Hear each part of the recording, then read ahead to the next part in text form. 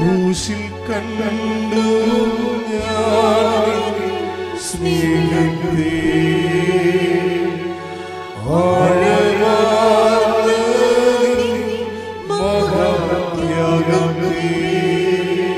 ക്രൂശിൽ കണ്ടു ഞാൻ സ്നേഹത്തെ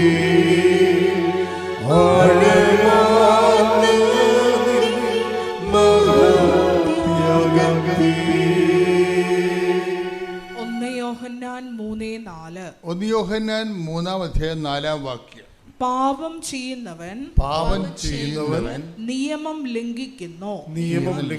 പാപം നിയമലംഘനമാണ്. എന്താണ് പാപം എന്ന് ഓക്കെയാണത്? എന്താണ് അതിന്റെ സംഭവം? പാപം വചനത്തിന്റെ ലംഘനമാണ്. വചനം എന്താണ്?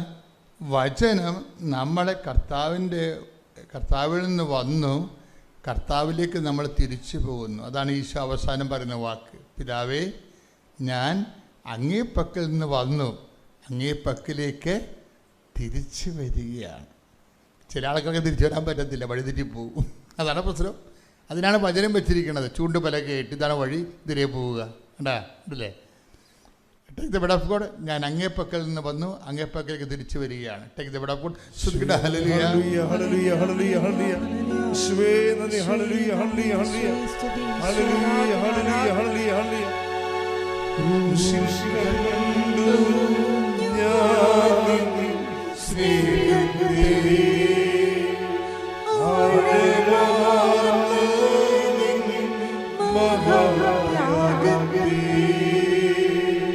പകരം എന്തോ നൽകും ഞാനിനി ഹൃദയം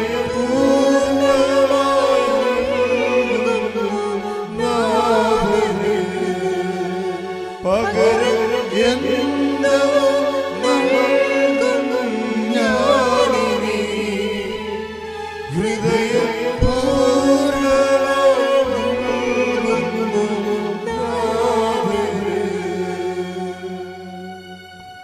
പരിശുദ്ധ പരമദിവ്യകാരുണ്യത്തിന് ആരാധനയും സ്തുതിയും പുകഴ്ചയും ഉണ്ടായിരിക്കട്ടെ. പലപ്പോഴും സംഭവിക്കുന്നത്, ക്രിസ്തു എങ്ങനെയാണ് തിരിച്ചു പോയത് കൃത്യമായി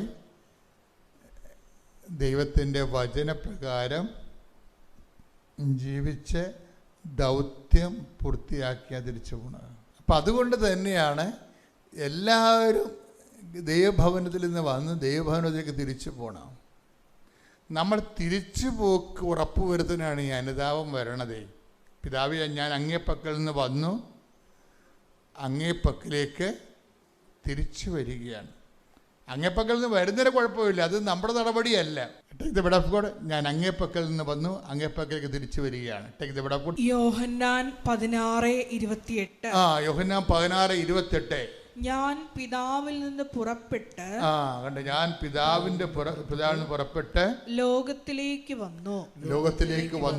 ഇപ്പോൾ വീണ്ടും ലോകം വിട്ട് പിതാവിന്റെ അടുത്തേക്ക് പോകുന്നു. ഇതാണ് സംഭവം. എത്ര? യോഹന്നാൻ 16:28. അപ്പൊ എന്താ വിഷയം? പിതാവ് ഞാൻ അങ്ങേ പക്കൽ നിന്ന് വന്നു അങ്ങേ പക്കലേക്ക് തിരിച്ചു വരികയാണ്. എന്താ പ്രശ്നം? അങ്ങേ പക്കൽ നിന്ന് വന്നു എന്ന് പറയണത് നമ്മൾ ആരെങ്കിലും മെമ്മോറാണ്ടം കൊടുത്തിട്ട് വന്നതാണോ? പിതാവിന് അങ്ങേ പക്കൽ നിന്ന് വന്ന് നമ്മൾ അങ്ങേ പക്കൽ നിന്ന് തന്നെ വന്നിരിക്കണത്. നമ്മൾ ആരെങ്കിലും അപേക്ഷ കൊടുത്തിട്ട് വന്നതാണോ? അല്ല. അത് ദൈവത്തിൻ്റെ നടപടിക്രമമാണ്, ദൈവത്തിൻ്റെ സ്നേഹത്തിൻ്റെ പ്രവൃത്തിയാണ്. നമുക്ക് ഈ ഭൂമിയിൽ ഒരു ജന്മം നൽകിയതും അതിലൂടെ കർത്താവിനെ അറിഞ്ഞ് ജീവിക്കാനും ഈ ഭൂമിയിൽ ദൈവത്തെ മഹത്വപ്പെടുത്തി മുന്നേറുവാനും ദൈവത്തിൻ്റെ കൃപയിൽ ഇത് പര്യവസാനിപ്പിക്കാനും ദൈവം നമുക്ക് നൽകുന്ന ഒരവസരമാണ്. ഇനി പ്രോബ്ലം വന്നിരിക്കുന്നത് എങ്ങനെയാണ്? ദൈവത്തിൻ്റെ അടുക്കിലേക്ക് വന്നുവെന്നുള്ളത് ദൈവത്തിൻ്റെ പ്രവൃത്തിയാണ്, അല്ലേ? അതിന് ഈ ജീവിതകാലം മുഴുവൻ നമ്മൾ നന്ദി പറയണം. പിന്നെ എന്താണ്? അങ്ങേ പക്കലേക്ക് തിരിച്ചു വരികയാണ്. അപ്പോഴാണ് പ്രശ്നം. ബ്രീഡിയ അങ്ങേ പക്കലേക്ക് തിരിച്ചു വരണത് ദൈവത്തിൻ്റെ പ്രവൃത്തിയല്ല. ഒരു കാന്തവും വെച്ചിട്ടില്ല നിന്നെ അങ്ങോട്ട് വലിച്ചെടുക്കാൻ വേണ്ടി. പക്ഷെ വഴികൾ പറഞ്ഞു തന്നിട്ടുണ്ട്, എങ്ങനെ വരണമെന്ന്, തിരിച്ചു വരണമെന്ന്. അതിനാണ് വചനം. അതിനാണ് വചനം തന്നിരിക്കുന്നത്. നീ ഇടത്തോട്ട് വലത്തോട്ട് തിരിയാനുള്ള സാധ്യതയുണ്ട്. അത് ഇതൊക്കെ കണ്ടിട്ടേ വഴിതെറ്റി പോകാൻ സാധ്യതയുണ്ട്. പച്ചപ്പ് കാണുമ്പോഴേ ആടങ്ങാട്ടും ഇങ്ങോട്ടും തെറ്റിയല്ല. അപ്പോൾ പിന്നിൽ നിന്ന് പറഞ്ഞു ഹേ എന്ന് സ്വരം കേൾക്കും, ഇതാണ് വഴി. ശ്രുതിക്കട്ടെ ഹല്ലേലൂയ. യെശയ്യാ 30:21. യെശയ്യാ 30:21. നീ വലത്തോട്ടോ ഇടത്തോട്ടോ തിരിയുമ്പോൾ, തിരിച്ചു പോക്കിൻ്റെ ജീവിതത്തിൽ, തീർത്ഥയാത്ര, സ്വർഗീയ ജെറുസലേമിലേക്കുള്ള യാത്രയിൽ നീ ഇടത്തോട്ട് വലത്തോട്ട് തിരിയാൻ സാധ്യതയുണ്ട്. അപ്പോഴേ നിന്റെ കാതുകൾ പിന്നിൽ നിന്ന് ഒരു സ്വരം ശ്രവിക്കും. അപ്പൊ വചനമാണത്. ഇതാണ് വഴി, ഇതിലേ പോവുക. അപ്പൊ ചില പ്രശ്നമുണ്ട്.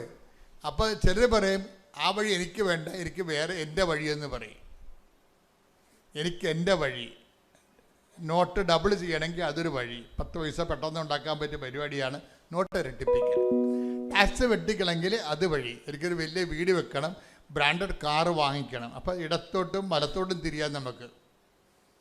ദൈവത്തിനെ മറന്ന് സമൂഹത്തിനെയും സർക്കാരിനെയും വഞ്ചിച്ച് നമുക്ക് ജീവിക്കാൻ പറ്റും. അപ്പം ഇനി ഇടത്തോട്ടോ വലത്തോട്ടോ തിരിയുമ്പോൾ ജീവിച്ച് കല്യാണം കഴിച്ച് മാന്യമായിട്ട് ജീവിക്കുന്ന പെണ്ണിനെ വേറൊരു പെണ്ണിനെ കണ്ടപ്പോൾ അതിൻ്റെ തോളെ കൈയിട്ടുകൊണ്ട് നിന്റെ രണ്ട് പ്രസവിച്ച് നിന്റെ കുഞ്ഞിനെ വളർത്തുന്ന ഭാര്യയെ നീ രഹസ്യത്തിൽ ഉപേക്ഷിക്കുക. എന്നിട്ട് ആ പെണ്ണിൻ്റെ കൂടെ ഒക്കെ പോകുക. ഇടത്തോട്ടോ വലത്തോട്ട് തിരിയാൻ സാധ്യതയുണ്ട്. 10%, 8% ഒക്കെ പലിശ വാങ്ങിക്കുന്ന ആൾക്കാരില്ലേ, അവരിടത്തോട്ടോ വലത്തോട്ട് തിരിയുകയാണ്. നീ ഇടത്തോട്ടോ വലത്തോട്ട് തിരിയുമ്പോൾ പിന്നിൽ നിന്ന് ദൈവം ഒരു വഴി തരും. അവിടെ വിഷയം എവിടെയെങ്കിലും തെറ്റിപ്പോയിട്ടുണ്ടെങ്കിൽ, അതായത് ദൈവ അനുഗ്രഹവും അനുതാപത്തിൽ അധിഷ്ഠിതമാണ്. എപ്പോഴും നമ്മൾ ശ്രദ്ധിക്കേണ്ട ഇതാണ്. ദൈവ അനുഗ്രഹം, പ്രത്യേകിച്ച് ഉടമ്പടിയുടെ അനുഗ്രഹങ്ങൾ അനുതാപത്തിൽ അധിഷ്ഠിതമാണ്. അപ്പം നിങ്ങൾക്ക് ഫസ്റ്റ് ഇൻസ്റ്റാൾമെൻറ്റ് തരുന്നതിന് ദൈവത്തിന് യാതൊരു ബുദ്ധിമുട്ടുമില്ല. കാരണം നീ ദൈവത്തിൻ്റെ മകളാണ്. കയ്യിരിപ്പ് മോശമാണെങ്കിലും ദൈവത്തിൻ്റെ മകളാണ്, ദൈവത്തിൻ്റെ മകനാണ്. അതുകൊണ്ട് നീ ഒരു ചെളി പൂണ്ട് ചാകാൻ പോകണമെന്നുണ്ടെങ്കിൽ നിന്നെ പിടിച്ചു കയറ്റുന്നതിൽ ദൈവത്തിന് യാതൊരു ബുദ്ധിമുട്ടുമില്ല.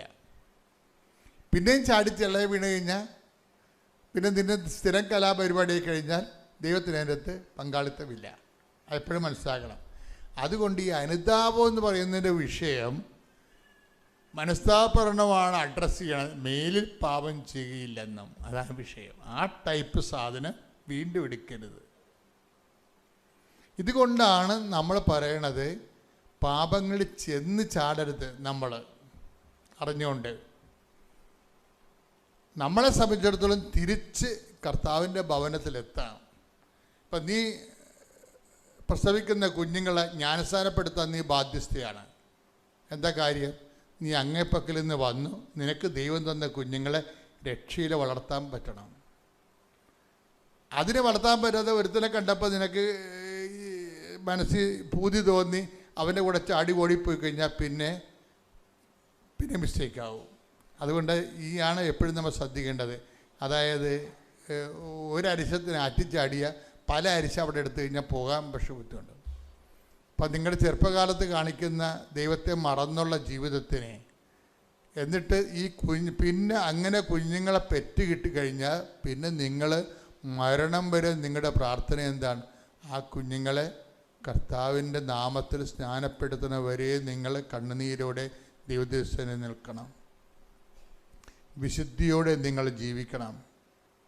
വിശുദ്ധിയോടെ നിൻ്റെ ജീവിത പങ്കാളിയെ ദൈവത്തിന് സമർപ്പിച്ചുകൊണ്ട് തന്നെ നിനക്ക് നിൻ്റെ രീതി വിശുദ്ധിയോടെ ജീവിക്കാൻ കഴിയും. ഇപ്പം അഗസ്റ്റിൻ്റെയൊക്കെ അപ്പനെന്ന് പറയണത്, സെൻ്റ് അഗസ്റ്റിൻ്റെയൊക്കെ അപ്പനെന്ന് പറയണത് കത്തോലിക്കനല്ലായിരുന്നു, ശരിക്കും പറഞ്ഞാൽ ക്രിസ്ത്യാനി അല്ലായിരുന്നു.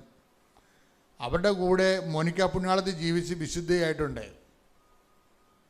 അപ്പം സഭയിൽ പുതിയ കാര്യങ്ങളൊന്നും അല്ല ഇത്. മനുഷ്യനുണ്ടാകുന്ന കാര്യങ്ങളെല്ലാം ഇതുപോലെ അവറേഷൻസ് ഉണ്ടാവും. പക്ഷെ നമുക്കൊരു മനസ്സാക്ഷിയുണ്ട്. എന്താണ്? തിരിച്ച് പിതാവിൻ്റെ അടുത്തേക്ക് എത്തണം.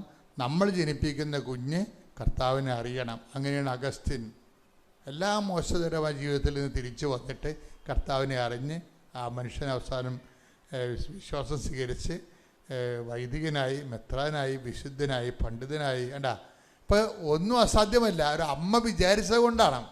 എൻ്റെ പേര് ജിജിൻ സതീഷ് എന്നാണ്. ഞാൻ ട്രിവാൻഡ്രത്ത് കാര്യവട്ടത്തു നിന്നാണ് വരുന്നത്. ഞാൻ ഉടമ്പടിയിലുള്ള ആൾ തന്നെയാണ്. ഇന്ന് പുതുക്കിയിട്ടുമുണ്ട്, സ്റ്റിൽ ആക്റ്റീവ്. സോ എനിക്ക് പറയാനുള്ളതെന്ന് വെച്ച് കഴിഞ്ഞാൽ, ഞാൻ എൻ്റെ അമ്മ ഉടമ്പടി എടുത്ത് കൃത്യം 3 മാസം കഴിയുമ്പോഴാണ് ഞാൻ ഉടമ്പടിയിലേക്ക് വരുന്നത്. ആദ്യം അമ്മ വരുന്ന സമയത്ത് ഞങ്ങൾ ഫാമിലിയായിട്ട് വന്നു. ഞങ്ങൾ 3 പേര് പുറത്തുണ്ടായിരുന്നു. അമ്മ മാത്രം വന്ന് ഉടമ്പടി എടുത്തിട്ട് പോവുകയാണ് ചെയ്തത്. തിരിച്ച് വൈകുന്നേരം വീടെത്തിയപ്പോൾ എന്താ പറയുക, ഞാൻ വീട്ടിൽ ചെന്ന് കയറുന്ന സെക്കൻഡ്സ് മുതൽ എനിക്കൊരു മുല്ലപ്പൂവിൻ്റെ ഗന്ധം എനിക്ക് ഫീൽ ചെയ്യുന്നുണ്ട്. അപ്പോൾ ഞാൻ പോകുന്നിടത്തല്ല എനിക്കത് ഫീൽ ചെയ്യുന്നുണ്ട്. എൻ്റെ റൂമിലും എൻ്റെ ബാൽക്കണിയിലും ഒക്കെ എനിക്കത് ഫീൽ ചെയ്യുന്നുണ്ട്. അപ്പോൾ ഞാൻ താഴെ വന്നിട്ട് ഞാൻ എൻ്റെ അമ്മയോട് ചോദിച്ചു, അമ്മയ്ക്കിത് ഫീൽ ചെയ്യുന്നുണ്ടോ? അമ്മയ്ക്കിത് ഫീൽ ചെയ്യുന്നുണ്ടോ? ഇല്ല. അപ്പോൾ അമ്മയ്ക്കത് ഫീൽ ചെയ്യുന്നില്ല, അനിയത്തിക്കില്ല, പപ്പയ്ക്കില്ല, എൻ്റെ വീട്ടിൽ ആർക്കും ഇത് ഫീൽ ചെയ്യുന്നില്ല. അപ്പോൾ എനിക്ക് മാത്രമാണ് ഈ സെൻസേഷൻ വരുന്നത്. രാത്രി ഉറങ്ങുന്നവരെ എനിക്ക് ഈ ഫീലിംഗ് ഉണ്ട്. അപ്പോൾ എൻ്റെ ജീവിതത്തിൽ ഞാൻ സ്ഥിരമായിട്ട് ഫോളോ ചെയ്യുന്ന ഒരു കാര്യമാണ്, രാത്രി ഉറങ്ങുന്നതിന് തൊട്ട് മുമ്പ് ആ ദിവസം നടന്ന കാര്യങ്ങളെല്ലാം റിക്കളക്ട് ചെയ്യാറുണ്ട്. അപ്പോൾ ഞാൻ അന്നത്തെ ദിവസം എൻ്റെ ചിന്ത ഇതായിരുന്നു, എന്തുകൊണ്ട് എനിക്ക് മാത്രം ഈ സെൻസേഷൻ വന്നു, എൻ്റെ വീട്ടിൽ ആർക്കും വന്നിട്ടില്ല. അപ്പോൾ അമ്മ മാതാവിൻ്റെ പ്രസൻസ് മിക്കവാറും പേർക്ക് അറിയിക്കുന്നത് മുല്ലപ്പൂവിൻ്റെ ഗന്ധത്തിലൂടെയാണ് എന്നൊക്കെ ഞാൻ പറഞ്ഞു കേട്ടിട്ടുണ്ട്. അപ്പോൾ എനിക്ക് പെട്ടെന്ന് അത് ഓർമ്മ വന്നു. അന്ന് രാത്രി ഉറങ്ങുമ്പോൾ മൊത്തം എനിക്ക് ഉറക്കം വന്നില്ല. എൻ്റെ ഉറക്കത്തിൽ മൊത്തം, എൻ്റെ ഓർമ്മയിൽ മൊത്തം ഇതായിരുന്നു, എന്തുകൊണ്ട് എനിക്ക് മാത്രം ഇത് തന്നു. അപ്പോൾ എൻ്റെ മനസ്സിൽ ഒരു തോന്നലൊന്നു, ഞാനും ഉടമ്പടി എടുക്കേണ്ട ആളാണ്, ഒരുപക്ഷെ അമ്മ എന്നെ വിളിക്കുന്നതുകൊണ്ടാവാം ഈ സെൻസേഷൻ എനിക്ക് മാത്രം തന്നത്. അപ്പോൾ ഏറ്റവും ചുരുങ്ങിയ കാലയളവിൽ എൻ്റെ അമ്മ തൊട്ടടുത്ത തവണ ഉടമ്പടി പുതുക്കാൻ വരുന്ന ടൈമിൽ ഞാനും വന്നു, ഞാനും ഉടമ്പടിയിലായി. എൻ്റെ ഡിഗ്രിയുടെ 5 സെമസ്റ്റർ, ഞാൻ ഡിഗ്രി ഫോറൻസിക് സയൻസാണ് പഠിച്ചത്. 5 സെമസ്റ്റർ വരെ വളരെ സ്മാർട്ടായിട്ട് പഠിച്ചു, നല്ല മാർക്കോടുകൂടി പാസ്സായിരുന്ന ഒരാളാണ്. എവിടെയാണ് എനിക്ക് പഠിച്ചതെന്ന് എനിക്ക് ഇന്ന് വരെ എനിക്ക് അതിനുള്ള ഉത്തരം കിട്ടിയിട്ടില്ല. പക്ഷേ ഫൈനൽ സെമസ്റ്ററിൻ്റെ എക്സാം എഴുതി വീട്ടിൽ വന്ന് റിസൾട്ടിന് വേണ്ടി വെയിറ്റ് ചെയ്തിരിക്കുന്നു. ഒരു സബ്ജക്റ്റ് പോയി. ഈ ഒരു സബ്ജക്റ്റ് നോർമൽ എല്ലാവർക്കും വരുന്ന കാര്യമല്ലേ, അടുത്ത തവണ എഴുതിയെടുക്കാം. ഉടമ്പടി ഓൺ ഗോയിങ്, ഞാൻ വരുന്നുണ്ട്, പുതുക്കുന്നുണ്ട്. നിയോഗത്തിൽ ഇത് വയ്ക്കണമെന്ന് എനിക്ക് തോന്നുന്നില്ല, കാരണം എനിക്കിത് എഴുതിയെടുക്കാമെന്നൊരു എന്താ പറയുക, പാടില്ലാത്തൊരു കോൺഫിഡൻസ് എൻ്റെ മനസ്സിലുണ്ടായിരുന്നു. ഓക്കെ, 2ാമത്തെ തവണ എഴുതി കിട്ടിയില്ല, 3ാമത്തെ തവണ എഴുതി കിട്ടിയില്ല. അങ്ങനെ എഴുതി 5 തവണ ഞാൻ എഴുതി, 5 തവണ എനിക്ക് പാസ്സാകാൻ പറ്റിയില്ല. അവസാനത്തെ തവണ, ഈ കഴിഞ്ഞ തവണ ഞാൻ പരീക്ഷ എഴുതാൻ പോയപ്പോൾ ഈ ഉടമ്പടി ഉപ്പിൻ്റെ ഒക്കെ കാര്യങ്ങൾ ഞങ്ങൾ ഈ സാക്ഷ്യം കേൾക്കുന്നുണ്ട്, എനിക്ക് നല്ല കൃത്യമായിട്ട് അറിയാം ഉടമ്പടി ഉപ്പ് പ്രയോഗിച്ചാൽ, ഉടമ്പടി തൈലം പ്രയോഗിച്ചാൽ ഇതിനുള്ള റിസൾട്ട് കിട്ടും. എന്തോ എൻ്റെ മനസ്സുകൊണ്ട് എക്സാം ഹാളിൽ നിലത്ത് ഇത് വിതറിയിട്ട് പോയി പരീക്ഷ എഴുതണമെന്ന് എൻ്റെ മനസ്സ് അനുവദിക്കുന്നില്ല. അപ്പോൾ എന്ത് ചെയ്യണമെന്ന് ആലോചിച്ചുകൊണ്ടിരുന്നപ്പോൾ ഞങ്ങളുടെ ബാംഗ്ലൂർ ജെയിൻ യൂണിവേഴ്സിറ്റി ആയതുകൊണ്ട് ഹൈ സെക്യൂരിറ്റിയിലാണ് എക്സാം എഴുതണേ. 10 പേർക്ക് 2 ഇൻവിജിലേറ്റേഴ്സ് എന്നുള്ള രീതിയിലാണ് എക്സാം ഹാൾ. അപ്പോൾ അത്രയും അധികം ഇൻവിജിലേറ്റേഴ്സ് തന്നെ ഹാളിലുണ്ട്. നമുക്ക് ഈ സാധനങ്ങൾ കൊണ്ടുപോയി കഴിഞ്ഞാൽ അവരെങ്ങനെയായാലും അതെടുത്ത് പുറത്ത് വയ്ക്കാൻ നമ്മുടെ കയ്യിൽ സമ്മതിക്കത്തില്ല. ആകെയുള്ളൊരു ഓപ്ഷൻ എന്ന് വെച്ചാൽ ജപമാലയ്ക്കുള്ളിൽ കാശ് രൂപം കെട്ടിയിടുക. അപ്പം അത് ഞാൻ സ്ഥിരം ചെയ്യുന്നതുകൊണ്ട് ഇത് കുഴപ്പമില്ല. 2ാമത്തെ കാര്യം, ഉപ്പ് എങ്ങനെ സേഫായിട്ട് അതിനകത്ത് എത്തിക്കാമെന്നുള്ള ആലോചിക്കുമ്പോഴാണ് കുടിക്കാനുള്ള വെള്ളം അലൗഡാണ്. കുടിക്കാനുള്ള വെള്ളത്തിൽ ഞാൻ വിശ്വാസ പ്രമാണം പറഞ്ഞ് ഉടമ്പടി ഉപ്പ് കലക്കിയിട്ട് എക്സാം ഹാളിൽ കൊണ്ടുപോയി പരീക്ഷ എഴുതി. എൻ്റെ ജീവിതത്തിൽ ആദ്യമായിട്ട് ഇത്രയും സ്മാർട്ടായിട്ടുള്ള പരീക്ഷ എഴുതാൻ പറ്റി. എൻ്റെ കൺമുമ്പിലുള്ള ചോദ്യങ്ങൾക്കുള്ള ഉത്തരം എൻ്റെ ചെവിയിൽ എനിക്ക് കേൾക്കാവുന്ന വിധത്തിൽ ലൗഡായിട്ട് എനിക്ക് പറഞ്ഞു തന്നുകൊണ്ടിരുന്നു. It's a female voice. ഒരു ഫീമെയിൽ വോയിസിൽ ആ ഉത്തരങ്ങൾ എനിക്ക് കേൾക്കാവുന്ന വിധത്തിലായിരുന്നു. ഇപ്പം ഞാൻ പാസ്സായി. ഇന്ന് റിസൾട്ട് വന്നിട്ട് 3ാമത്തെ ദിവസമാണ്. ഏറ്റവും അവസാനത്തെ തവണ ഞാനിവിടെ വന്നപ്പോൾ എൻ്റെ ഹാൾ ടിക്കറ്റും എല്ലാമായിട്ട് അച്ഛൻ്റെ അടുത്ത് വന്ന് അച്ഛൻ്റെ കൈവപ്പ് വെച്ചു. അച്ഛൻ്റെ ഒരു കാശ് രൂപം തന്നു. അപ്പം ഞാനൊരു വാക്ക് പറഞ്ഞിട്ടുണ്ടായിരുന്നു, റിസൾട്ട് വന്ന ഏറ്റവും ചുരുങ്ങിയ ദിവസത്തിനുള്ളിൽ ഇവിടെ വന്ന് സാക്ഷ്യം ഉണ്ടാകുമെന്ന്. 3 ദിവസം മുമ്പാണ് റിസൾട്ട് വന്നത്. ഞാനിത് ഇവിടെ വന്ന് സാക്ഷ്യം പറഞ്ഞിട്ടുണ്ട്. എനിക്ക് ഇതിനേക്കാൾ ഏറ്റവും വലിയൊരു സന്തോഷമുള്ളൊരു കാര്യം, ഏറ്റവും ലാസ്റ്റ് ഉടമ്പടി പുതുക്കാൻ ഞങ്ങൾ ഫാമിലിയായിട്ട്, ഞങ്ങളെപ്പോഴും കാറിൽ തന്നെ ട്രിവാൻഡ്രം തിരിച്ചു പോകണേ. അപ്പോൾ വരുന്ന ടൈമിൽ ഇപ്പം ലാസ്റ്റ് വന്നപ്പോൾ തിരിച്ച് പോകുന്ന സമയത്ത് എനിക്ക് നല്ല ഉറക്കമുണ്ട്. അമ്മയും അനിയത്തിയും അപ്പനും ഒക്കെ വണ്ടിയിലുണ്ട്, അവരെല്ലാവരും നല്ല ഉറക്കമായി. അപ്പോൾ ഞാൻ എൻ്റെ അമ്മയോട് കൃപാസന മാതാവിനോടാണ് ഞാൻ എപ്പോഴും ഇങ്ങനെ ഫ്രണ്ട്സിനോട് സംസാരിക്കുന്ന പോലെ സംസാരിക്കും. അമ്മ എനിക്ക് തലവേദന എടുക്കുന്നത് ശരിയാവണില്ല, ഇങ്ങനെയൊക്കെയുള്ള കാര്യങ്ങൾ ഞാൻ ക്യാഷ്വലായിട്ട് സംസാരിക്കാറാണ് പതിവ്. അപ്പോൾ ഞാൻ ഇങ്ങനെ പറയണം, അമ്മ എനിക്ക് ഉറക്കം വരുന്നുണ്ട്, ഞങ്ങളിവിടുന്ന് സ്റ്റാർട്ട് ചെയ്തിട്ടേ ഉള്ളൂ, ട്രിവാൻഡ്രം വരെ പോകാനുള്ളതാണ്. ഇത് പറഞ്ഞു തരുന്നേ ഉള്ളൂ. നമ്മുടെയൊക്കെ സ്നേഹമുള്ളൊരു വാത്സല്യത്തോടെ ഇങ്ങനെ തലോടുന്ന പോലെ 3 തവണ എനിക്കിങ്ങനെ ഒരു തലോടൽ കിട്ടി. ഞാൻ ഡ്രൈവ് ചെയ്യാണ്, ഇത് അമ്മയാണെന്ന് എനിക്കൊരു ഫീല് വരണില്ല. അതൊന്നും ചിന്തിക്കാനുള്ള അറിവോ അല്ലെങ്കിൽ അത് മനസ്സിലാക്കാനുള്ള സെൻസോ ഒന്നും നമുക്കില്ല. പക്ഷെ ഒരു 2 സെക്കൻഡ് മുമ്പോട്ട് പോയപ്പോഴത്തേക്ക് എനിക്ക് ബാക്കിലുള്ള ആൾക്കാരെ നോക്കാൻ തോന്നി. ഞാൻ മിററിൽ കൂടെ നോക്കിയപ്പോൾ എൻ്റെ അമ്മ ഉറക്കമാണ്, പപ്പ ഉറക്കമാണ്, അനിയത്തി ഉറക്കമാണ്. അപ്പോൾ എന്നെ തൊട്ടത് മാതാവാണെന്ന് എനിക്ക് ഉറപ്പായി. ഈ ജീവിതത്തിൽ ആദ്യമായിട്ടാണ് കൃപാസനത്തിൽ വന്നിട്ട് തിരിച്ചു പോകുമ്പോൾ ഇത്രയും റിഫ്രഷ്മെൻ്റ് ആയിട്ട് വീട് വരെ തിരിച്ചെത്തിയത്. ഇത് എനിക്ക് തന്നതിൽ വെച്ച് എനിക്ക് ഏറ്റവും സന്തോഷമായിട്ട് പറയാനുള്ള 2 കാര്യങ്ങളാണ് മാതാവിൽ നിന്ന് എനിക്കുണ്ടായ പ്രസൻസ്. അത് ഞാൻ എൻ്റെ ജീവിതത്തിൽ ഒരിക്കലും മറക്കത്തില്ല. പിന്നെ ഒരു കാര്യം പറയാനുള്ളത്, ഞാനൊരു മലങ്കരക്കാരനാണ്. എൻ്റെ പള്ളിയിൽ അത്യാവശ്യം നല്ല രീതിയിൽ ആക്റ്റീവായിട്ട് പ്രവർത്തിക്കുന്ന, അൾത്താര ശുശ്രൂഷയിലൊക്കെ നല്ല രീതിയിൽ സംബന്ധിക്കുന്ന ഒരു വ്യക്തിയാണ്. പാട്ട് പാടാൻ ഒത്തിരി ഇഷ്ടമുള്ള ഒരാളാണ്, നന്നായിട്ട് പെർഫോം ചെയ്യുന്ന ഒരാളാണ്. പക്ഷേ എനിക്ക് എൻ്റെ ജീവിതത്തിൽ സ്റ്റേജിൽ പെർഫോം ചെയ്യുന്നതിനെക്കാട്ടിൽ ഈശോയുടെ മുമ്പിൽ ഒരു പാട്ട് പാടുമ്പോൾ കിട്ടുന്ന ഒരു സന്തോഷം അതെനിക്ക് പറഞ്ഞറിയിക്കാൻ പറ്റാത്തതാണ്. പക്ഷേ പല കാരണങ്ങളുണ്ട്. ഞങ്ങളുടെ ഇടവകയിൽ കുറച്ച് ഡീമോട്ടിവേഷൻ രീതിയിലുള്ളൊരു കാര്യം, അത് ചെറുതൊന്നുമല്ല, ഒരു 10-13 വർഷം ഞങ്ങളത് അനുഭവിച്ചു. അപ്പോൾ പള്ളി പോകേണ്ടിരിക്കാൻ എൻ്റെ മനസ്സ് അനുവദിക്കത്തില്ല. അപ്പോൾ എന്ത് ചെയ്യണം എന്നുള്ള ചിന്തയിൽ ഞങ്ങൾ തൊട്ടടുത്തുള്ളൊരു മറ്റൊരു ദേവാലയത്തിൽ, മലങ്കര ദേവാലയത്തിൽ തന്നെ പോയി സ്റ്റിൽ ആക്റ്റീവ് എല്ലാ കാര്യങ്ങളിലും പങ്കെടുത്തുകൊണ്ടിരുന്നു. ആ ദേവാലയം പുതിയതായിട്ട് പണിതുകൊണ്ടിരിക്കുന്ന ഒരു സമയമായതുകൊണ്ട് എനിക്ക് ആ ദേവാലയത്തിൻ്റെ കൂദാശയിൽ പങ്കെടുക്കാൻ പറ്റി. ഒരു മനുഷ്യൻ്റെ ജീവിതത്തിൽ ചിലപ്പോൾ അപൂർവം കിട്ടുന്നൊരു ചാൻസാണ് ദേവാലയ കൂദാശകളുടെ അതിൽ ഭാഗമാകുക എന്നുള്ളത്. എനിക്ക് അതിൻ്റെ ഗായക ശുശ്രൂഷയുടെ കൊയർ മാസ്റ്റർ ആവാൻ പറ്റി, അതിൻ്റെ മേൽനോട്ടങ്ങളിൽ പ്രധാന പങ്ക് വഹിക്കാൻ പറ്റി. ഇത് കണ്ടിട്ട് എൻ്റെ ഇടവകയിലുള്ളവർ എന്നെ തിരിച്ചു വിളിച്ചു. എനിക്ക് ഇപ്പോഴും സ്റ്റിൽ ആക്റ്റീവായിട്ട് എൻ്റെ മാതൃദേവാലയത്തിൽ പങ്കെടുക്കാൻ പറ്റുന്നുണ്ട്. എൻ്റെ ജീവിതത്തിൽ എനിക്ക് എൻ്റെ ഡിഗ്രി തിരിച്ചു തന്നതിനേക്കാൾ ഏറ്റവും ഞാൻ സന്തോഷിക്കുന്ന കാര്യങ്ങളാണ് മാതാവിൻ്റെ പ്രസൻസ് കിട്ടിയതും എനിക്കിപ്പോൾ എൻ്റെ മാതൃദേവാലയത്തിൽ സന്തോഷമായിട്ട് പങ്കെടുക്കാൻ പറ്റുന്നത്. ഇത് ഞാൻ എൻ്റെ ജീവിതത്തിൽ ഒരിക്കലും മറക്കത്തില്ല. ഇതിനുവേണ്ടി ഞാൻ ദൈവമാതാവിനോട് 1000 നന്ദി പറയുന്നു.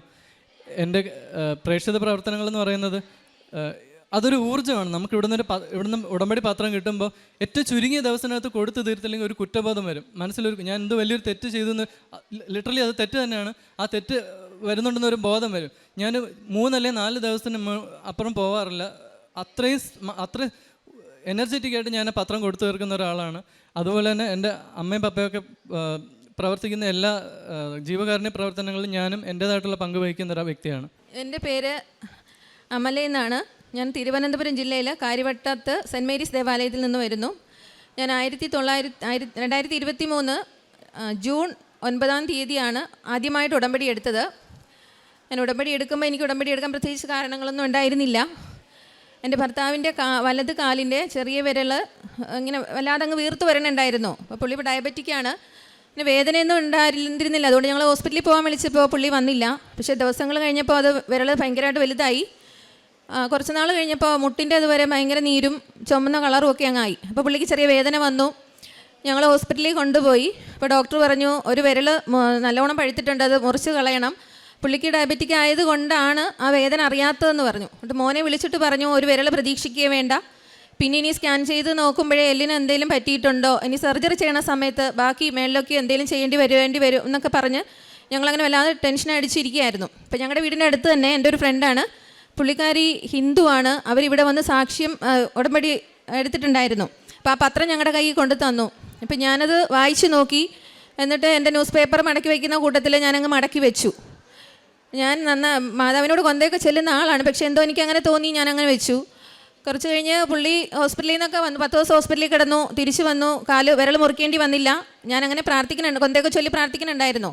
അപ്പോൾ ഞങ്ങൾ വീട്ടിൽ വന്ന് 2 ദിവസം കഴിഞ്ഞപ്പോൾ ഈ പുള്ളിക്കാരി തന്നെ ഞങ്ങളുടെ വീട്ടിലേക്ക് വന്ന് എന്നോട് ചോദിച്ചു ഹസ്ബൻഡിന് വേണ്ടി പ്രാർത്ഥിച്ചോട്ടെ എന്ന് ചോദിച്ചു. അപ്പോൾ ഞാൻ പറഞ്ഞു പ്രാർത്ഥിച്ചോളാൻ പറഞ്ഞു.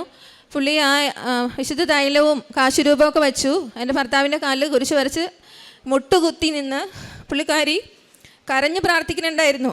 അപ്പോൾ ആ പുള്ളിക്കാരുടെ കണ്ണിൽ നിന്ന് കണ്ണുനീർ എൻ്റെ ഭർത്താവിൻ്റെ കാലിലേക്ക് വീണു. അപ്പോൾ എനിക്ക് വല്ലാത്തൊരു വിഷമം തോന്നി. പുള്ളിക്കാരി ഹിന്ദുവാണ്, ആ പുള്ളിക്കാരിക്ക് തോന്നിയൊരു വിശ്വാസവും ഒന്നും എനിക്ക് തോന്നിയില്ലല്ലോ എന്ന് വിചാരിച്ചു.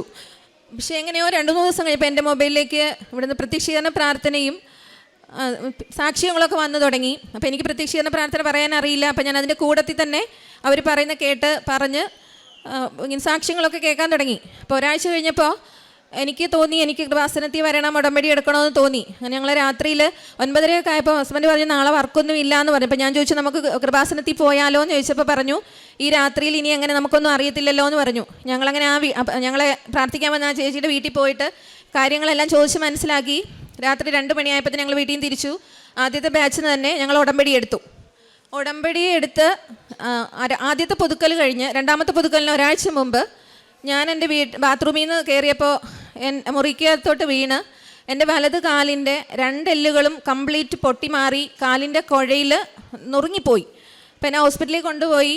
അപ്പം രാത്രി 2 മണിക്കാണ് 6 ഹോസ്പിറ്റലുകൾ എന്നെ മാറി മാറി കൊണ്ടുപോയിട്ട് ആരും എൻ്റെ കാലിൻ്റെ ഷേപ്പും നീരും ഒക്കെ കണ്ടിട്ട് അവർ അഡ്മിറ്റ് ചെയ്യാൻ തയ്യാറായില്ല. പക്ഷേ ഞാൻ ആ വേദനയുടെ സമയത്തും ആ 2 മണി മുതൽ 6 മണിക്കാണ് ഒരു ഹോസ്പിറ്റലിൽ എന്നെ അഡ്മിറ്റ് ചെയ്തത്. ആ 6 മണി വരെയും ഞാൻ ഒരു സങ്കടവും ഇല്ലാതെ പരാതി ഇല്ലാതെ പ്രത്യക്ഷീകരണ പ്രാർത്ഥന പ്രാർത്ഥിച്ചുകൊണ്ടേയിരുന്നു. അപ്പോൾ എന്നെ ഹോസ്പിറ്റലിൽ അഡ്മിറ്റ് ചെയ്ത് അടുത്ത ദിവസം എൻ്റെ കാല് സർജറി കഴിഞ്ഞു. 2 സ്റ്റീലിട്ടു, 1 പ്ലേറ്റും ഇട്ടു. ഭയങ്കര വേദന. അപ്പോൾ സർജറി കഴിഞ്ഞ് എന്നെ ICUലേക്ക് കൊണ്ടുവരുമ്പോൾ തന്നെ എൻ്റെ മുട്ടിൽ നിന്ന് ഭയങ്കരമായിട്ട് ബ്ലീഡ് ചെയ്യണുണ്ടായിരുന്നു. അപ്പോൾ നേഴ്സുമാർ പറഞ്ഞു, ഡോക്ടർ വന്ന് നോക്കി എനിക്ക് ഇഞ്ചക്ഷനൊക്കെ തന്നെങ്കിലും ആ ബ്ലീഡിങ് അങ്ങനെ കുറഞ്ഞിട്ടേ ഉണ്ടായിരുന്നില്ല. കാല് ഇൻഫെക്ഷനായി. അപ്പോൾ ഞാൻ ഈ കാശുരൂപം പിടിച്ച് പ്രാർത്ഥിക്കുന്നുണ്ടായിരുന്നു. വേദന സഹിക്കാൻ വയ്യാതാകുമ്പോൾ എനിക്ക് എണീക്കാൻ വയ്യാത്തത് കൊണ്ട് മോളെ കൊണ്ട് ഉടമ്പടി തൈലം ചെയ്ത് പ്രാർത്ഥിക്കുന്നുണ്ടായിരുന്നു.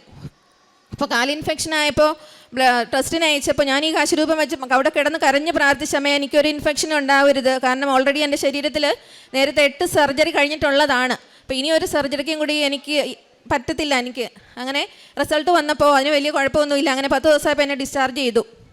വീട്ടിൽ വന്ന് ഒന്നര വീട്ട് ഹോസ്പിറ്റലിൽ പോകണം. അപ്പോൾ എൻ്റെ കോട്ടൺ പാഡ് 4 എണ്ണമാണ് എൻ്റെ മുട്ടിൽ വെച്ച് കെട്ടിത്തരുന്നത്. പക്ഷേ എന്നാലും വീട്ടിൽ വരും, അരമണിക്കൂർ കൊണ്ട് വീട്ടിലെത്തും. പക്ഷേ എൻ്റെ മുട്ടിൽ നിന്ന് ഇങ്ങനെ ബ്ലഡ് വന്നുകൊണ്ടേയിരുന്നു. അങ്ങനെ 1.5 മാസമായി. എക്സ്റേ എടുത്തപ്പോൾ എൻ്റെ കാലിന് ഒരല്പം പോലും ഊറി പിടിച്ചിട്ടുണ്ടായിരുന്നില്ല. അപ്പോൾ ഡോക്ടർ പറഞ്ഞു 15 ദിവസം കൂടെ നോക്കിയിട്ട് അതിങ്ങനെ എല്ലാം ഊറി പിടിച്ചിട്ടില്ല എങ്കിൽ എൻ്റെ ഇടുപ്പിൽ നിന്ന് വെട്ടിയെടുത്ത് വയ്ക്കണമെന്ന് പറഞ്ഞു. സർജറി മേജർ സർജറിയാണ്. അപ്പോൾ 2 എണ്ണം ചെയ്യണം, ഇടുപ്പിലും ചെയ്യണം, മുട്ടിലും ചെയ്യണം. അപ്പോൾ കുറേ നാളത്തേക്ക് നടക്കാനൊന്നും പറ്റില്ല. പിന്നെ എത്ര കാലം എടുക്കുമെന്ന് അറിയില്ല, ഞാൻ ഡയബറ്റിക്കാണ്. അപ്പോൾ വീട്ടിൽ വന്ന് 15 ദിവസം കഴിഞ്ഞ് ഡോക്ടറെ കാണിക്കാൻ പറഞ്ഞു. ഞാൻ എല്ലാ ദിവസവും ഉടമ്പടി തൈലവും വെച്ച് കുരിശ് വരച്ച് കാശുരൂപ എൻ്റെ ഈ മുട്ടിൽ വെച്ച് ഞാൻ ശക്തമായിട്ട് പ്രാർത്ഥിച്ചുകൊണ്ടേയിരുന്നു. 15 ദിവസം കഴിഞ്ഞപ്പോൾ ഡോക്ടറെ കാണാൻ ഞാൻ പോയില്ല. 25 ദിവസം കഴിഞ്ഞ് ഞാൻ പോയപ്പോൾ ഡോക്ടർ വീണ്ടും എക്സ്റേ എടുത്ത് നോക്കിയപ്പം അത് ഒരറ്റം ഇങ്ങനെ ചെറുകെ ഊറി പിടിച്ചിട്ടുണ്ട്. അപ്പോൾ ഡോക്ടർ പറഞ്ഞു ഇനി സർജറി വേണ്ട, ക്രമേണ അങ്ങ് ശരിയാക്കിക്കോളും. പിന്നെ ഇത് എന്ത് അത്ഭുതമാണ് പ്രവർത്തിച്ചതെന്ന് ചോദിച്ചു. അപ്പോൾ ഞാൻ പറഞ്ഞു ഞാനിങ്ങനെ പ്രാർത്ഥിച്ചിട്ടാണ്, അല്ലാതെ സർജറി. ഇപ്പോൾ ഞാൻ ഡയബറ്റിക് ആയതുകൊണ്ട് ഞാനൊരു സർജറി പ്രതീക്ഷിച്ചു. അപ്പോൾ ഇനി ഒത്തിരി വലിയൊരു സർജറി, 2 മേജർ സർജറി ഒരു കാലി ചെയ്യേണ്ടി വരുമെന്ന് വിചാരിച്ചു എന്ന് പറഞ്ഞു. അങ്ങനെ ഞാൻ വീട്ടിൽ വന്ന് ആൻറ്റിബയോട്ടിക്സ് പിന്നെയും കഴിച്ചുകൊണ്ട് തന്നെ ഇരുന്നു. ഈ ആൻറ്റിബയോട്ടിക്സ് കഴിച്ചുകൊണ്ടിരിക്കുമ്പം എനിക്ക് ഭയങ്കരമായിട്ട് തലച്ചുറ്റലായി. ഈ ഇൻഫെക്ഷൻ ആയതുകൊണ്ട് ഒരാഴ്ച കൂടുമ്പോൾ ഇങ്ങനെ ആൻറ്റിബയോട്ടിക്സ് മാറ്റി മാറ്റി തന്നുകൊണ്ടേയിരുന്നു. അപ്പോൾ ഭയങ്കര തലച്ചുറ്റലായപ്പോൾ ഞാൻ ഹസ്ബൻഡിനെ കൊടുത്തിട്ട് പറഞ്ഞു ഈ ഗുളിക എനിക്ക് പറ്റില്ല, കൊണ്ടൊന്ന് കൊടുത്ത് മാറി മേടിക്കാൻ പറഞ്ഞു. പക്ഷേ പുള്ളി അങ്ങോട്ട് പോയ പുറകെ ഞാൻ ഈ കാശുരൂപം എടുത്തിട്ട് പറഞ്ഞാൽ ഇനി ഈ ഗുളിക കഴിക്കാൻ എനിക്ക് ശക്തിയില്ല. കാരണം ഞാൻ മെലിഞ്ഞ ഒരു പരുവായി, എനിക്ക് ഭക്ഷണം കഴിക്കാൻ പറ്റുന്നില്ല, എണീറ്റിരിക്കാൻ പറ്റുന്നില്ല. അതുകൊണ്ട് എനിക്കിനി ഗുളിക കഴിക്കാൻ പറ്റില്ല എന്ന് പറഞ്ഞു.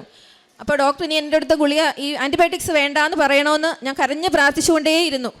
അപ്പോൾ എനിക്ക് തലച്ചുറ്റലായതുകൊണ്ട് തന്നെ എണീക്കാൻ പറ്റില്ല. മോളോട് ഞാൻ പറഞ്ഞു എനിക്കൊന്ന് ബാത്റൂമിൽ പോകണമെന്ന് എന്നെ എണീപ്പിച്ച് നിർത്തിയപ്പോൾ എൻ്റെ മുട്ടിൽ നിന്ന് ഏതാണ്ട് സാധനം താഴട്ടങ്ങ് വീണു. അപ്പോൾ ഞാൻ കൊച്ചിനോട് പറഞ്ഞു എന്താണെന്ന് നോക്കാൻ പറഞ്ഞു. അപ്പോൾ പറഞ്ഞു അമ്മയുടെ കാലിൽ കെട്ടിയിരുന്ന കെട്ടാണ് താഴേക്ക് വീണതെന്ന് പറഞ്ഞു. അപ്പോൾ ഈ 2 മാസമായിട്ടും എൻ്റെ ഒരു സ്റ്റിച്ചുകൾ പോലും എടുത്തിട്ടുണ്ടായിരുന്നില്ല, അത് മുറിവ് കരിയാത്തത് കൊണ്ട്. പക്ഷെ നോക്കിയപ്പം എൻ്റെ മുട്ടിൻ്റെ നല്ല പോലെ മുറിവ് കരിഞ്ഞ് രക്തത്തിൻ്റെ ഒരു കണിക പോലും ഉണ്ടായിരുന്നില്ല. മോള് പറഞ്ഞു വേറൊരു കോട്ടൺ വെച്ച് കെട്ടിത്തരാമെന്ന് പറഞ്ഞു. അവൾ വേറൊരു കോട്ടൺ എടുത്തിൻ്റെ കാലിലേക്ക് വെച്ച് കെട്ടി. പക്ഷേ പിന്നീട് എൻ്റെ മുട്ടിൽ നിന്ന് ബ്ലഡ് വന്നതുമില്ല. പിന്നെ പോയപ്പോൾ എൻ്റെ സ്റ്റിച്ചുകളെല്ലാം എടുക്കുകയും ചെയ്തു. അങ്ങനെ ഒരു സർജറി ഇല്ലാതെ എനിക്ക് ഉടമ്പടി തൈലവും ഉപ്പും കാശുരൂപം വെച്ച് പ്രാർത്ഥിച്ചതിൻ്റെ ഫലമായിട്ട് എനിക്ക് ഒരിത് കിട്ടി. ഞങ്ങളൊരു വീട് പുതിയതായിട്ട് പണിതതാണ്. അപ്പോൾ കുറച്ച് ലോണൊക്കെ ഉണ്ടായിരുന്നു. അപ്പോൾ ഞങ്ങളത് വിൽക്കണമെന്ന് വിചാരിച്ചു. നല്ലൊരു വീടാണ്, റോഡ് സൈഡിലാണ്, നല്ല ഭംഗിയുള്ള പുതിയ നല്ലൊരു വീട്. അപ്പോൾ വീട് വിൽക്കാനിട്ടു. എല്ലാവരും വന്ന് നോക്കുമ്പോൾ എല്ലാവർക്കും വീട് ഇഷ്ടമായി. ഇപ്പോൾ ഞങ്ങളോട് പറയും ഭാര്യയെ കാണിക്കട്ടെ, അല്ലെങ്കിൽ അമ്മയെ പപ്പയൊന്നും കൊണ്ട് കാണിക്കട്ടെ, ഞങ്ങൾക്ക് വീട് ഇഷ്ടമായി എന്ന് പറഞ്ഞിട്ട് പോകും. പിന്നെ അവർ വരത്തില്ല. അപ്പോൾ എല്ലാവരും പറഞ്ഞു 7 വർഷമായി ഞങ്ങൾ ഈ വീട് വിൽക്കാനിട്ടിട്ട്. അപ്പോൾ ഞങ്ങളുടെ അടുത്തൊക്കെ ഉള്ളവർ പറഞ്ഞു അത് നിങ്ങൾ താമസിക്കുന്നത് കൊണ്ടാണ് ഒരു പാർട്ടി വന്ന് വാങ്ങിക്കാത്തത്, നിങ്ങളൊന്ന് മാറി താമസിച്ച് നോക്കൂ എന്ന് പറഞ്ഞു. അപ്പോൾ ഞങ്ങൾ തൊട്ടടുത്ത് തന്നെ വേറൊരു വീട് വാടകയ്ക്ക് എടുത്തു. ഞങ്ങളങ്ങോട്ടങ്ങ് താമസം മാറി. എന്നിട്ട് വീട് നല്ലപോലെ ഒന്നുകൂടി ഒന്ന് വൃത്തിയാക്കിയിട്ടു. പക്ഷേ 1 കൊല്ലം ഞങ്ങൾ മാറി താമസിച്ചിട്ടും ഇതേ തന്നെയാണ്, ആൾക്കാർ വരുന്നു. പക്ഷേ ആരും ഒന്നും കച്ചവടമൊന്നും ആകുന്നില്ല. അപ്പോൾ ഞങ്ങൾക്ക് സങ്കടം തോന്നി. കാരണം 1 കൊല്ലം കൊണ്ട് വാടക വീട്ടിൽ താമസിക്കുന്നു, തൊട്ടടുത്ത് തന്നെ ഇത്രയും നല്ലൊരു വീട് കിടക്കുമ്പോൾ വിഷമം തോന്നി. ഞങ്ങൾ തിരിച്ച് വീണ്ടും ഈ വീട്ടിലേക്ക് തന്നെ താമസം മാറി. പക്ഷേ ഇവിടെ വന്ന് ഉടമ്പടി എടുത്ത് പോയി കുറച്ച് ദിവസം കഴിഞ്ഞപ്പോൾ ഞാൻ ഉപ്പ് വൈകുന്നേരത്ത് വിശ്വാസ പ്രമാണം ചൊല്ലി ഞങ്ങളുടെ വീടിൻ്റെ 4 മൂലയ്ക്കും ആരും ചവിട്ടാത്ത സ്ഥലത്ത് ഞാൻ ഇട്ട് പ്രാർത്ഥിച്ചുകൊണ്ടേയിരുന്നു. അപ്പോൾ ഞങ്ങൾ കച്ചവടം നടക്കാത്തതുകൊണ്ട് 55 ലക്ഷം രൂപയാണെങ്കിൽ ഞങ്ങൾ വിൽക്കാൻ തീരുമാനിച്ചു. അപ്പോൾ അതിൽ നിന്ന് കമ്മീഷൻ കൊടുക്കണം. പക്ഷേ 1 മാസത്തിനുള്ളിൽ തന്നെ ഞങ്ങളുടെ വീട് 61 ലക്ഷം രൂപയ്ക്ക് കച്ചവടം ആവുകയും ചെയ്തു. 1 രൂപ പോലും ഞങ്ങൾക്ക് ബ്രോക്കർ ഫീസ് കൊടുക്കേണ്ടി വന്നിട്ടില്ല. ഇപ്പം പെട്ടെന്ന് തന്നെ വസ്തുവിൻ്റെ അതിൻ്റെ പ്രമാണവും കഴിഞ്ഞു. അത് എൻ്റെ 2ാമത്തെ സാക്ഷ്യം. 3ാമത്തെ സാക്ഷ്യം, പിന്നെ നാലാമത്തെ ഞാൻ ഇവിടുന്ന് ഉടമ്പടി എടുത്തപ്പോൾ എൻ്റെ പപ്പയ്ക്കും അമ്മയ്ക്കും വീടുണ്ടായിരുന്നില്ല. 14 വർഷമായിട്ട് ഒരു വീടിന് വേണ്ടി പല വഴികൾ നോക്കണുണ്ട്. കടമെടുത്തിട്ടായാലും ലോണ് കൊണ്ടിട്ടായാലും ഒരു വീട് വെക്കണമെന്ന് വെച്ച് ഒത്തിരി ആഗ്രഹിച്ചു, പക്ഷെ ഒന്നും നടന്നില്ല. അപ്പോൾ അമ്മ അവിടെ സ്ഥലം മേടിച്ചപ്പോൾ ഞങ്ങൾ ഇവിടുന്ന് ഞാനും മോനും കൂടി കാശ് രൂപം കൊണ്ടുപോയി അവിടെ വെച്ച് ശക്തമായിട്ട് പ്രാർത്ഥിച്ചായിരുന്നു അവർക്കൊരു വീട് വേണമെന്ന്. അപ്പോൾ ഇപ്പോൾ ചിറ്റിലപ്പള്ളി ഫൗണ്ടേഷൻ എന്ന് പറയുന്ന ഒരു ഫൗണ്ടേഷൻകാർ അമ്മയ്ക്ക് വീട് വെച്ച് കൊടുത്തു. ഇന്നലെയായിരുന്നു അമ്മയുടെ വീടിൻ്റെ മെയിൻ വാർപ്പ്. അത് എൻ്റെ 4ാമത്തെ സാക്ഷ്യം. പിന്നെ എൻ്റെ പ്രേക്ഷിത പ്രവർത്തനം എന്ന് പറഞ്ഞാൽ ഞാനിവിടുന്ന് പത്രം വാങ്ങിച്ചുകൊണ്ട് പോയി. ആദ്യം എനിക്ക് ഭയങ്കര മടിയായിരുന്നു, ഞാൻ പള്ളി മാത്രം കൊടുത്തു. പുതുക്കിയിട്ട് മേടിച്ചുകൊണ്ട് പോയപ്പോൾ ഞാൻ കാരവിടെ യൂണിവേഴ്സിറ്റി കോളേജിൻ്റെ അടുത്ത് കൊണ്ടുപോയി അവിടെ പഠിക്കുന്ന കുട്ടികൾക്ക് ഞാൻ പത്രം കൊടുക്കും. അപ്പോൾ കുറച്ച് കുട്ടികൾ ഒരു സൈഡിൽ കൂടെ വരും, അപ്പോൾ അവർക്ക് കൊടുക്കുമ്പോൾ മറ്റേ സൈഡിൽ കൂടെ വരികയാണെങ്കിൽ ഞാൻ ക്രോസ് ചെയ്ത് പോയി അപ്പുറത്ത് കൊടുത്ത്, അങ്ങനെ അപ്പുറം ഇപ്പുറം ക്രോസ് ചെയ്ത് ഞാൻ ഈ പത്രം മുഴുവനും മണിക്കൂറുകൾക്കുള്ളിൽ കൊടുത്ത് തീർക്കുമായിരുന്നു. പിന്നെ ഇവിടുന്ന് ചൊവ്വാഴ്ചത്തെ അച്ഛൻ്റെ ധ്യാനം,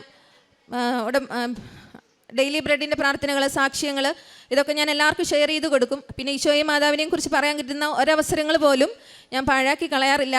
എന്നെ കുറ്റപ്പെടുത്തിയാലും എന്നെ കളിയാക്കിയാലും ഞാൻ പറയും.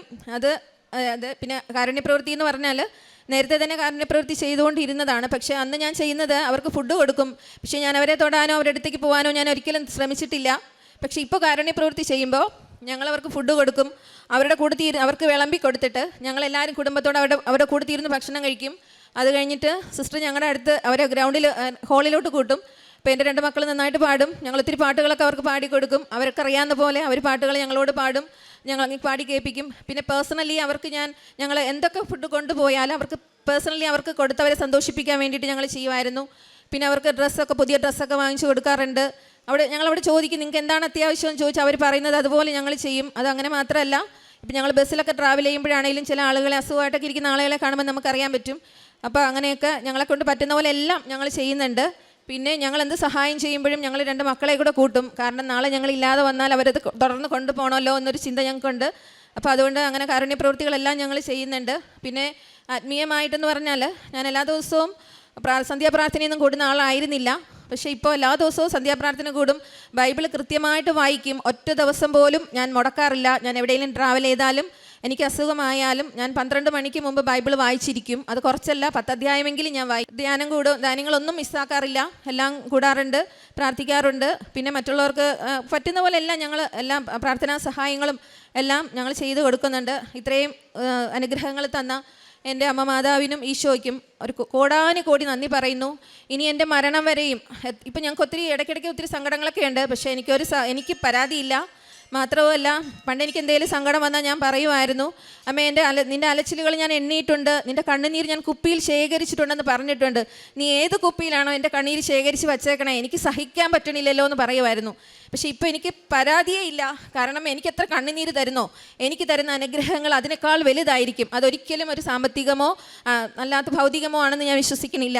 എനിക്കല്ലാത്ത നേട്ടങ്ങൾ തന്നെയാണ് വേണ്ടത്. അതുകൊണ്ട് ഈശോയ്ക്കും മാതാവിനും കോടാനുകോടി നന്ദി പറഞ്ഞുകൊണ്ട് മരണം വരെ ഞാൻ ഉടമ്പടിയിൽ തന്നെ ആയിരിക്കുമെന്ന് വാക്കുകൊടുത്തുകൊണ്ട് വാക്കുകൾ നിർത്തുന്നു.